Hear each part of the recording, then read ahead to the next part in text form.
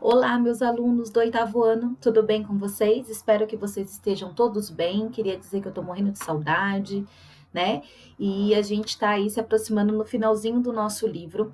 Hoje eu vou falar um pouquinho para vocês sobre a globalização.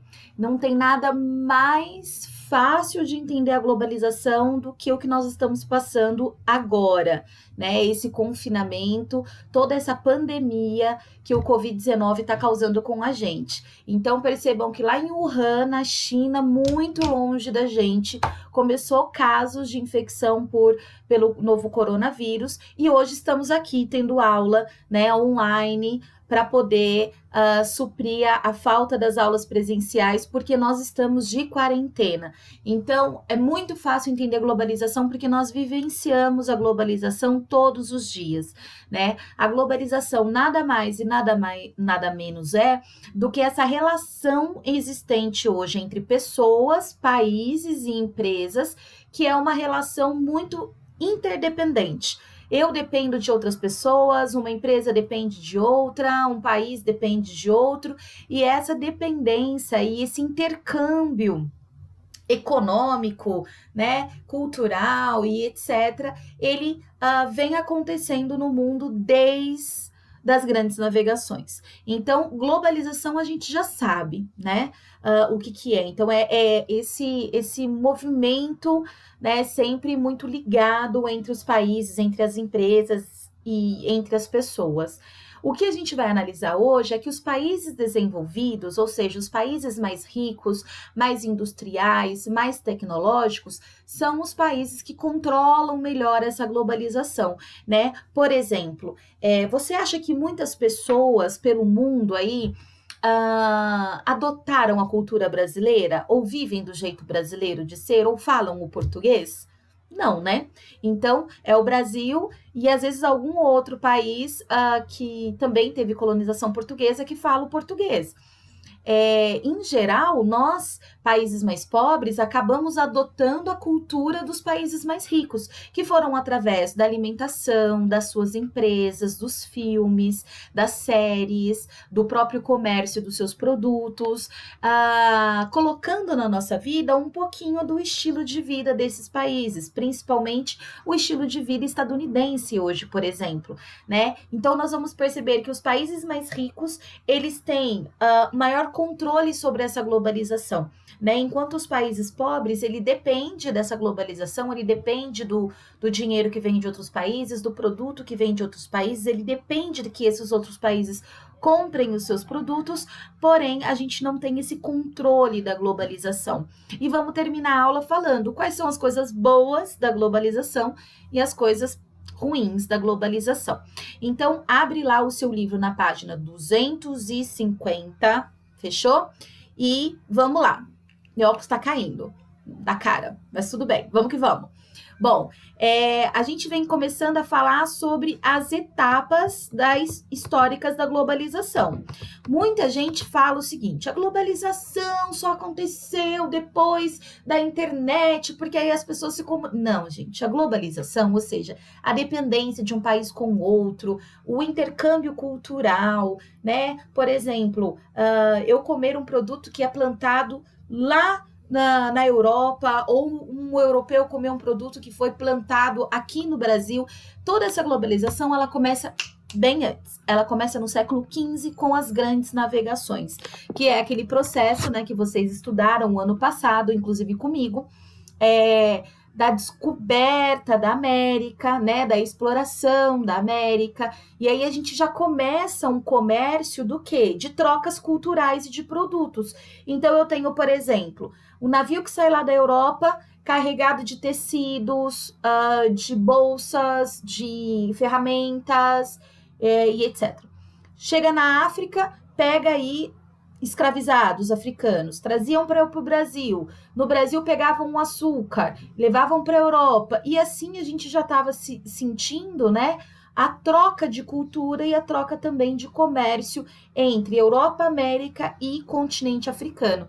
Então percebam que no século XV a tecnologia foi a caravela, a bússola, o astrolábio, aquilo que permitia as pessoas a chegarem, né, até então do outro lado do oceano. No século XIX, nós tivemos a segunda revolução industrial e ela vai ser importante porque ela vai estreitar, encurtar, na verdade, o tempo de locomoção. Então, os trens, os navios a vapor, imagina, a caravela dependia do vento.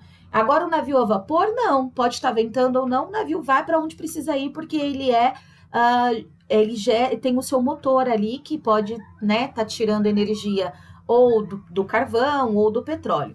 Eletricidade, telégrafo, que vai ser o nosso protótipo aí do que seria o telefone, de conseguir rapidamente ligar. E no século XX, óbvio, a gente vai ter o petróleo com todas as suas fontes de energia, como a gasolina, querosene nos aviões, etc. Computação, internet, robotização.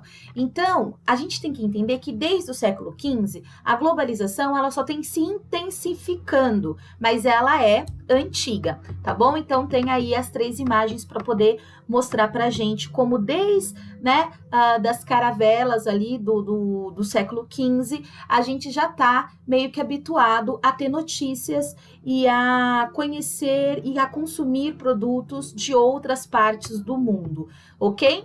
Bom, hoje a globalização ela está sendo manifestada principalmente, né, pelo capitalismo. Então a gente sabe que uma empresa, por exemplo, uma Volkswagen, né, ela tem a sua sede lá na Alemanha. Ela nasceu, ela é uma empresa alemã, mas hoje ela busca, né, abrir fábricas em outras partes do mundo, inclusive no Brasil, na China, na Índia, né, em países americanos como os Estados Unidos, com a ideia do quê? Com a ideia de poder produzir nestes países, vender nestes países, explorar a mão de obra e o minério desses países. Então, essas transnacionais, elas não vêm, gente, ou ela não vai para outros países porque ela quer aprender sobre cultura. Ao contrário, essas transnacionais elas vão impulsionados por uma coisa: ter mais lucro,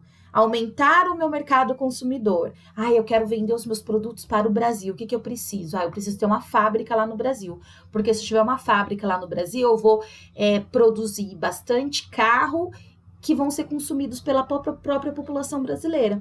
Tá bom? Essa é a ideia. Principalmente que esses países, né, essas grandes multinacionais vão procurando países mais pobres. Essa rápida difusão dessas empresas acabou desenvolvendo aí a tecnologia. Hoje o dinheiro, ele passa entre os países, de um país para o outro. Então, imagina que eu seja uma grande investidora, eu tenho muito dinheiro para investir. Então, eu fico olhando o mercado de trabalho e fico vendo qual país e qual empresa de qual país que vai compensar eu investir, porque eu acho que vai haver um retorno financeiro. Então, às vezes, um investidor, ele tem investimento em 10, 20, 30 países ou mais, tá bom? Formação aí de blocos econômicos, mundialização do comércio, né? Avanço dos meios de transporte, de comunicações. A gente está aqui, encurtando distâncias. Eu estou da minha casa, vocês estão na casa de vocês, né? Vai estar no YouTube, então uma pessoa dos Estados Unidos ou da Europa pode acidentalmente achar ali o meu vídeo e começar a assistir, e nós estamos encurtando espaços, tá? A gente está encurtando o tempo da comunicação. Hoje eu posso trabalhar numa multinacional, sentar na frente do computador e falar com o meu chefe, que na verdade mora em outro país e não está sentado do meu lado, numa mesa do lado. Então a tecnologia ela é incrível para que junte, né, e facilite esse contato entre pessoas e entre empresas. Outra coisa que eu quero passar aqui para vocês é a crescente troca de influências culturais entre os países. Por exemplo, a língua inglesa, né? Todos nós hoje sabemos que precisamos falar o inglês para a gente conseguir uma boa colocação no mercado de trabalho, né? Mas nós falamos português. Só que os Estados Unidos é o país que hoje mais investe no mundo, né? Um dos países que mais investe. A China deu acabou ganhando aí umas posições a mais, mas mesmo assim a gente tem o inglês como sendo a língua oficial do mundo do business world, do mundo do comércio, né? mundo dos negócios, como a gente também tem o dólar como sendo a moeda dos negócios, né? Então a gente vê e a gente pauta muitas vezes a saúde da nossa economia do Brasil, que nós utilizamos o real, pelo valor do dólar. Ah, o dólar subiu, o dólar caiu, e isso nos afeta diretamente, mesmo nós utilizando o real aqui no Brasil, tá? Então, esse uso, né, do termo globalização, ele vai ser justamente para poder falar sobre esse processo em que os países e as pessoas estão cada vez mais interligadas e dependendo uma da outra. E aí a gente tem aqui falando um pouquinho sobre o avanço, né, dessa globalização, e ela vai ser justamente pelo que nós já falamos. Transportes, comunicação, aumento do poder financeiro de certas empresas ou bancos que acabam se abrindo em outros lugares e também fazendo essa conexão, tá? E a transferência de grande parte das indústrias para países emergentes. Então, nós sabemos que, por exemplo, no Brasil, hoje, nós temos grande parte das nossas grandes indústrias são americanas, europeias, japonesas, chinesas, né? E isso faz com que nós estejamos intimamente ligados com esses países, principalmente economicamente, tá? Aqui, ó, na página 252, se eu não me engano, a gente tem aqui um infográfico que vai mostrar para a gente mais ou menos a informação que trafega nos computadores, né? Então, a gente tem aí o intenso uso da computação pessoal. Então, o YouTube tem 8,8 bilhões de visualizações por dia, tá? Depois nós temos os e-mails, são mais de 207 bilhões de e-mails, 203 milhões de postagens no Twitter, 4,2 bilhões de buscas no Google, 36 milhões de compra no Amazon, 152 milhões de acessos no Skype e 168 milhões de postagem no Instagram. Eu acho que agora com a quarentena isso aqui vai duplicar, né, triplicar, porque a gente está com muito mais tempo de ficar navegando e a internet está sendo usado como um instrumento para a gente poder estudar, para a gente poder se comunicar no momento que está todo mundo na sua casinha aí, sem poder conversar com as pessoas pessoalmente. Então, pensa como que a computação ela vai ser importante para isso, ok?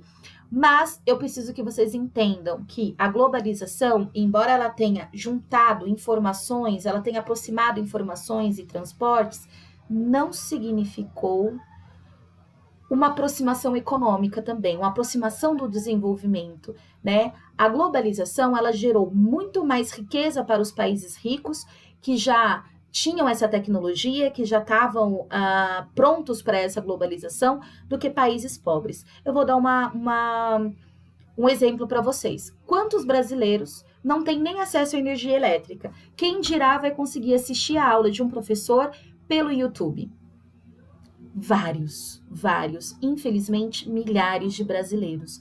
E isso também se espalha para outros países, como Índia, como China, né, como países africanos, aonde a tecnologia é incrível. Eu adoro a tecnologia, eu amo. Mas eu tenho certeza e eu sei que, infelizmente, grande parte da população mundial não tem acesso a essa ferramenta. É o que nós chamamos de excluídos digitalmente. Então, a globalização, ela acabou aprofundando essa diferença entre quem tem e quem não tem tecnologia, tá bom? Hoje, se você não tem um e-mail, se você não tem um computador, não tem acesso à internet, é muito difícil você conseguir até um emprego, onde grande parte dos currículos são enviados por e-mail, aonde as respostas são feitas, né, as conversas são feitas pelo WhatsApp. Então, você imagine como que no mundo globalizado que a gente vive, quem não tem acesso à internet, quem não tem acesso ao computador, sofre muito, tá bom?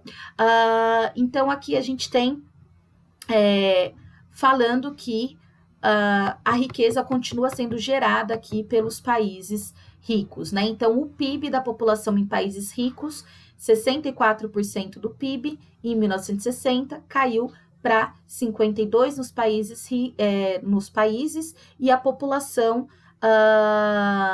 de 24%, né, para a 18% em 2015. Então, são as parcelas da população dos países ricos em geração do PIB. A gente já tinha falado sobre isso antes, né? Que a globalização, a industrialização, ela fez com que os países subdesenvolvidos, tipo Brasil, Índia, China, Rússia, que são os países emergentes, conseguissem uma participação maior no PIB. Então, se caiu a parcela do PIB dos países ricos, é porque aumentou também o da população de países subdesenvolvidos. Mas dentro do país subdesenvolvido, aqui dentro, entre quem tem acesso à globalização e quem não tem acesso à globalização, a distância ela é gigante, né? E isso acaba trazendo grandes problemas sociais, econômicos, né? Educacionais. Aqui o texto vai falando um pouquinho para a gente que os fluxos de transporte, né? Principalmente para levar e trazer produtos, levar e trazer peças, maquinários, medicamentos, né, e etc., acontecem de duas formas. Das redes materiais, que elas são aquelas redes como rede de transporte de trem, são as rodovias, são as ferrovias, né? A gente tem aí as linhas elétricas, os oleodutos, o gasoduto e assim por diante. E as redes imateriais, que são aquelas pela telefonia e pela internet, tá? Então, ela também pode levar imagens, documentos, informações rapidamente. Nós sabemos que hoje a gente consegue saber o que está acontecendo do outro lado do mundo instantaneamente, né? Essa rede de rede materiais mais próxima foi o que fez o vírus se espalhar tão grande e tão rapidamente no mundo, né? Então, em Wuhan, na China, algumas pessoas saíram infectadas sem não saber que estavam infectadas, pegaram aviões e foram para várias partes do mundo. As pessoas que estavam naqueles aviões se contaminaram.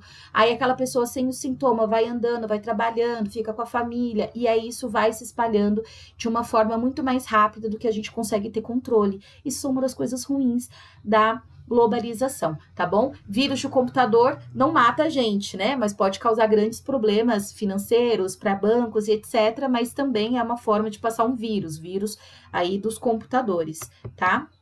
Então, nós temos, por exemplo, aí transmissão da Copa do Mundo, das Olimpíadas, que agora, né, já não vai ser mais esse ano, vai ser o ano que vem, mas mostrando aí pra gente como que, através da cultura, do lazer, através da televisão, através da internet, a gente tem acesso a várias outras culturas. Mas eu quero que você pare e pense um pouquinho. A gente tem acesso a outra cultura da mesma forma que eles têm acesso à nossa cultura, que são culturas de países mais pobres. Então, a gente tem que parar para pensar nisso, porque muitas vezes nós estamos adotando a cultura dos Estados Unidos, ao invés de adotar a cultura e continuar com a cultura brasileira. E isso faz parte da globalização, óbvio, mas também faz parte de uma dominação da maneira como nós devemos pensar segundo o ponto de vista desses países mais desenvolvidos, né? Que é o que a gente chama de American Way of Life, ou estilo de vida americano, que foi, né, trazido para a gente, por exemplo, nessa atividade que está mostrando aqui, né? A gente tem aí um M, que é do que mesmo? Posso nem falar, porque eu não sei se eu posso falar no YouTube, mas vocês sabem do que é, né? Vocês vão lá no shopping e comem isso aí. E aí, é o início da globalização, né? Tá falando aí. E aqui tá mostrando o início da globalização por uma caravela. Então, o carinha de cima tá falando que é o início da globalização a partir do momento em que uma rede de fast food começa a ser, né, colocada para o mundo inteiro, enquanto os indígenas tá falando que não. Desde lá das grandes navegações já começou. Então, você vai ler essas tirinhas, né, e você vai fazer o exercício. Vamos ver, então, quais são as consequências dessa globalização, tanto para o aspecto bom e para o aspecto ruim. Para o aspecto ruim, eu já te falei. Muitas pessoas de países pobres não têm acesso nem à educação, sabem nem ler e escrever, quem dirá acesso à internet, quem dirá acesso a esses meios de comunicação. Então, essas pessoas, elas são excluídas, elas são literalmente marginalizadas da sociedade. Para elas, a educação, elas não têm acesso, elas não vão ter acesso a um emprego bom, elas não vão ter acesso a informações, então elas vão viver excluidamente, né? A gente vai ver aí que Em 2015, a gente tinha ainda 865 milhões de pessoas que vivem na miséria no mundo, que vivem com menos de $2 por dia, e quase 1 bilhão de pessoas que não têm acesso à água potável. Você imagina a internet. Se não tem acesso à água, você imagine a internet. Então, uma grande parte da população ela está marginalizada nesse mundo aí globalizado, tá?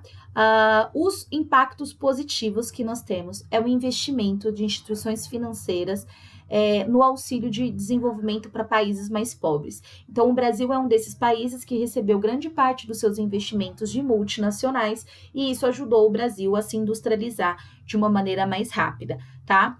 Elas aquecem a economia, porque quando a economia está ficando meio ruim, essas empresas às vezes têm dinheiro para investir, mas às vezes não é isso que acontece. Às vezes, quando a crise está acontecendo, essas empresas tiram o investimento. E aí a crise econômica, que já era ruim, fica pior ainda, né? Então, vai depender muito da empresa. A gente tem aí novas ideias, experiências, novo estilo de vida que é levado por essas pessoas. Graças ao sistema de informação, também a gente tem consciência sobre a importância de acontecimentos internacionais, como, por exemplo, o desmatamento, o aquecimento global, né? Até mesmo como prevenir a gripe, né? O Covid-19. O Brasil está se pautando em ações que foram bem-sucedidas na China, né? Foram bem-sucedidas na Coreia, estão tentando não fazer a mesma coisa que foi mal feito na Itália. Então, percebam que a globalização nos ajuda também a ter essa visão global das coisas e saber que a gente, né, não está sozinho no mundo. E os impactos negativos, né, alguns eu já tinha falado aqui para vocês, e outra é justamente que o fluxo desses produtos acaba levando à falência dezenas de pequenas empresas, como uma fábrica de sapato pequenininha com 100 ou 200 operários vai conseguir competir com uma Nike da vida, né? Ou com uma outra empresa muito grande, com multinacionais. Então, é muito difícil as pequenas empresas conseguirem sobreviver. Na maioria das vezes, elas acabam falindo ou sendo compradas pelas empresas maiores, tá bom? Aqui a gente tem uma charge. Estão reclamando do quê? O setor de vocês é o que mais cresce nessa crise, que é o setor do quê? Da pobreza, né? Então, a gente vê que é uma crítica muito dura em como a globalização, a crise econômica, ela atinge todo mundo, mas não é todo mundo que vai sentir as crises da mesma maneira. Por exemplo, a crise econômica que vai vir pós o Covid-19. É claro que todos os países do mundo vão sentir essa crise, mas países mais sólidos economicamente, como Estados Unidos, Alemanha, né, a França, Inglaterra, não vão sofrer as mesmas consequências do que países como o Brasil, né, que já estão vindo de um problema econômico já bastante, né, longo, estava tentando se recuperar agora e a gente vai sofrer, infelizmente, as consequências aí deste vírus. Então, isto é a globalização, nem todo mundo sente os impactos negativos da mesma maneira, tá? E outro fator muito negativo é a dependência de países pobres para os países ricos. Os países subdesenvolvidos, eles acabam dependendo economicamente dos produtos e dos investimentos dos países ricos, quase que dependendo miseravelmente desses países. Então, uma vez que a economia ela entra em recessão, esses países os países ricos e as indústrias de países ricos vão priorizar manter a saúde econômica do seu país de origem. Então, os países subdesenvolvidos, sem ter para quem vender petróleo, aço, outros produtos, porque se a economia cai, se todo mundo no mundo começa a consumir menos, nós, países pobres que vendemos matéria-prima, não temos para quem vender. E aí toda uma economia entra em colapso, tá bom? O mundo, aí a gente tem a questão da dívida externa. Muitos países ricos emprestam dinheiro para os países pobres e essa dívida, claro, um dia é cobrada, né? Então, nós temos aí a Ásia Oriental e o Pacífico aumentou a sua dívida externa de 497 bilhões, tá? para 2 trilhões 273 bilhões de dólares. América Latina, de 524 bilhões de dólares para 1 trilhão 695 bilhões de dólares e assim por diante, tá? Deixa eu ver aqui.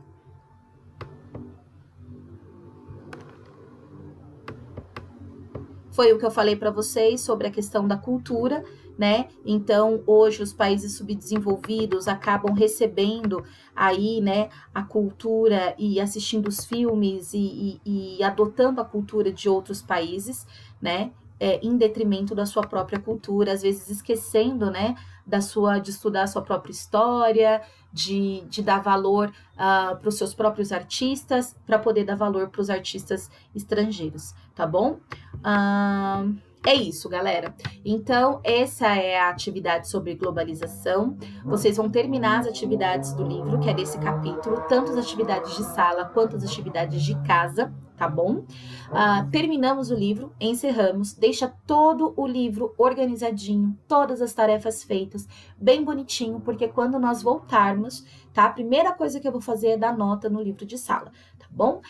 O trabalho trimestral eu vou colocar para vocês entre hoje e amanhã no Maestro. Eu tô pensando em alguma estratégia para vocês e logo estará lá para vocês poderem fazer e entregar só depois das férias, tá bom? Um beijo.